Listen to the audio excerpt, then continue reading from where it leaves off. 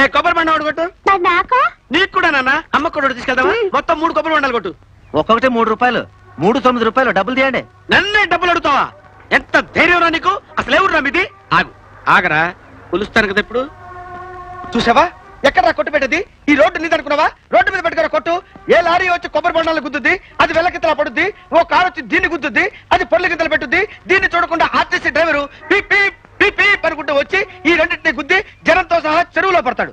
ఆ తర్వాత జనమంతా చావులు, ఎఫ్ఐఆర్లు, కమిషన్లు. ఆ తర్వాత నీకు ఉరి శిక్ష.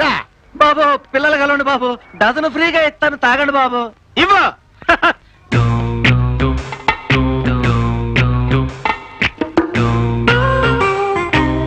తాగు నాన్న, తాగు, శుభ్రంగా తాగమ్మా.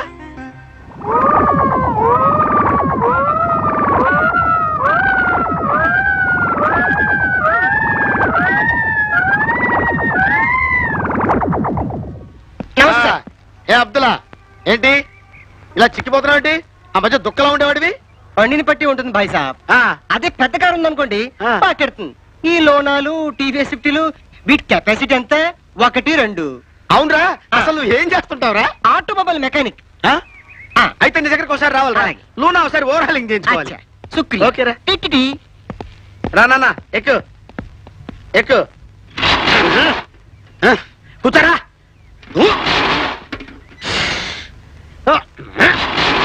ఇప్పుడే కదా బోర్డంత బేవర్స్ గా పెట్రోల్ కొట్టించాను. ఏమైందబ్బా? మంచం దిగాలంటే 5 రూపాయలు అవుద్ది. 5 రూపాయల? అదేంటమ్మా? అదంతే అన్నయ్య, 5 రూపాయలు ఇవ్వు. కూడా అమ్మా చాలా చిత్రంగా ఉంది. ఇదిగోండి.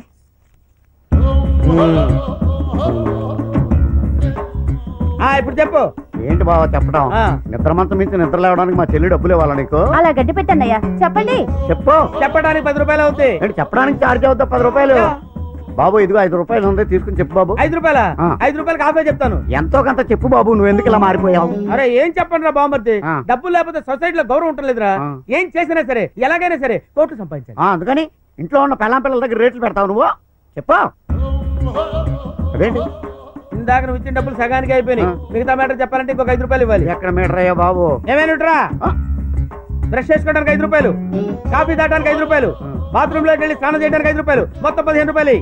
డబ్బులు లేవండి, ముందెళ్ళి మొహం కడుక్కోండి, తర్వాత అప్పులేనని చెప్పానా? అప్పులేనని చెప్పా వీడికి.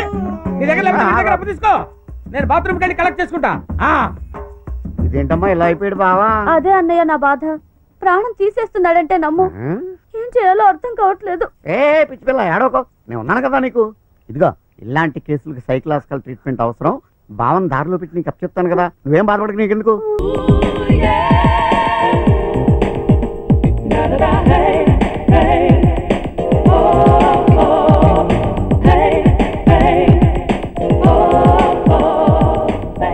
సుధా, తుఫాను వెలిసిందనుకుంటే భూకంపం వచ్చేస్తుంది. సుధా, హాల్లో ఏవతది? అదో పెద్ద క్యాసెట్. ఏంటి? అదెవరో నాకు తెలీదు, బాసుని కలవాలని వచ్చింది. ఆయన లేనప్పుడు అడ్డమైన వాళ్ళని ఇంట్లోకి ఎందుకు అలౌ చేస్తావు? ముందు దాన్ని బయట పంపను. అత్తవేంటి, ఆవిడ్ని బయటకు పంపించేంత సీను నాకు లేదు తల్లి. ఏ ఆమ్లెట్ ఇంకా రెడీ కాలేదా? ఒక్క నిమిషం. దాని ఇంట్లో కూర్చోబెట్టిందే కాకుండా ఆమ్లెట్స్ గీమ్లెట్స్ వేసి మర్యాదలు కూడా చేస్తున్నావా? తప్పదు. తప్పదా? నిన్ను ఏం చేస్తా?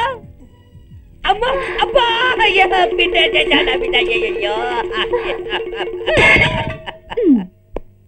అసలు ఏ స్కూల్లో వస్తున్నాడంట? అందుకే నువ్వు స్కూల్ మూసే, స్కూల్ మూసే. నువ్వు నోరు మూసే.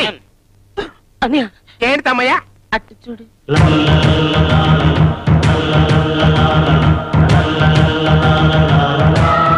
ఇదేంట్రా, పంచె కట్టుకుని ముత్తైదువులతో పసుపు కుంకాలు తీసుకొస్తున్నాడు.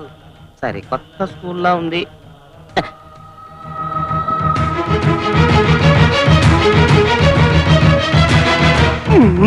ఏంట్రా, మన వాచ్మెన్ గారు ఆడికి సెల్యూట్ కొడుతున్నాడు.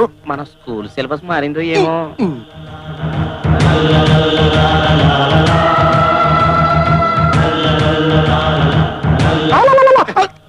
ఇదేంట్రా, మన గుంటగాడు ఆడికి రెడ్ కార్ పెట్టేస్తున్నాడు. అందుకే నువ్వు స్కూల్ మూసే, స్కూల్ మూసే. నువ్వు నోరు మూసే. ఎందుకు వచ్చావు? బియ్యానికి. కయ్యానికి కాలు దువ్వే ధైర్యం లేదా?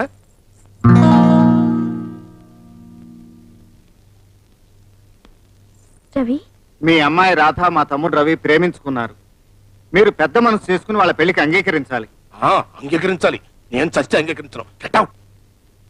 రాధా, మా అన్నయ్య అంత మర్యాదగా మాట్లాడుతుంటే మీ నాన్నేంటి గెట్ అవుట్ అంటాడు? ఏంటి ఇంకా ఇక్కడ నిలబడ్డావు? Get out, get out. మీరు నన్ను తిట్టండి, కోపం వస్తే కొట్టండి, అంతేకాని ప్రేమించుకున్న 2 పసి హృదయాలను మాత్రం దూరం చేయకండి. యూజ్లెస్ ఫెలో, డేక్ సమ్మకమోడా. మ్యారేజ్ ఒప్పుకొని చావరా? ఏంటా లుక్కు? బ్యాడ్ ఫేస్ వేసుకుని. అదేంటి ముత్తైదో మీద చేస్తున్నాడు? మీ నాన్నకి ఏమైనా హై బీపీ ఉందా? నువ్వేమనుకోకమ్మా, పెద్ద ఆయన కోపంలో ఏదో చేయెత్తాడనుకో, ఆశీర్వచనం కోసమని సర్దుకుపోవాలి మనం. బావగారు ఎంత మంచివారు. వీరాస్వామి గారు, మీ అమ్మాయి సంప్రదాయబద్ధంగా అచ్చం 16 అణాల తెలుగింటి ఆడపడుచులా ఉంది. అలాంటి అమ్మాయి మా ఇంటి కోళ్లగా రావాలని మా ఆశ. అందుకే మీరు నన్ను తిట్టినా, పసుపు కుంకాలు తీసుకొచ్చిన ముత్తైదుగును కొట్టబోయినా నాకేం కోపం రావట్లేదు. మీరు ఎప్పుడు రమ్మంటే అప్పుడు వచ్చి లగ్గాలు పెట్టుకుంటాం. ఆ పసుపు కుంకాలు అక్కడ పెట్టి పదండి అమ్మా. వస్తామండి. పెళ్లి ఒప్పుకోరా ముద్ర చచ్చినాడా? తోలు వెలి చేస్తా. పిడత ముఖం విధవా, నీ కళ్ళల కారం కొట్టా.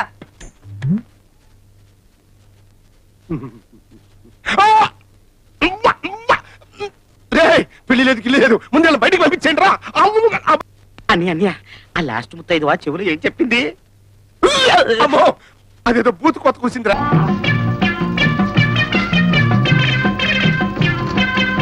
ఏమయ్యా అప్పన్ బా ఎక్కడా? అతను అడిగితే అతనికేం తెలుసు? బాగా తాగి ఎక్కడ పడి చచ్చుంటాడు. ఎవడా పడిపోవడం? మందు కొట్టి ఈ అప్పన్న పడిపోవడం అంటే అవమానం. నీకు తెలుసా లేదు, మా అమ్మగారు చిన్నప్పుడు ఉగ్గు గిన్నెలో ఉగ్గిపోతుంది కాదు, మంచి నాటు సారా మోసుకుని పట్టించింది. ఇప్పుడు ఊర్లో పట్టేసి 100 కొలెక్షన్ సొక్కలు ఇచ్చేసేసి అవతల పారే కదా.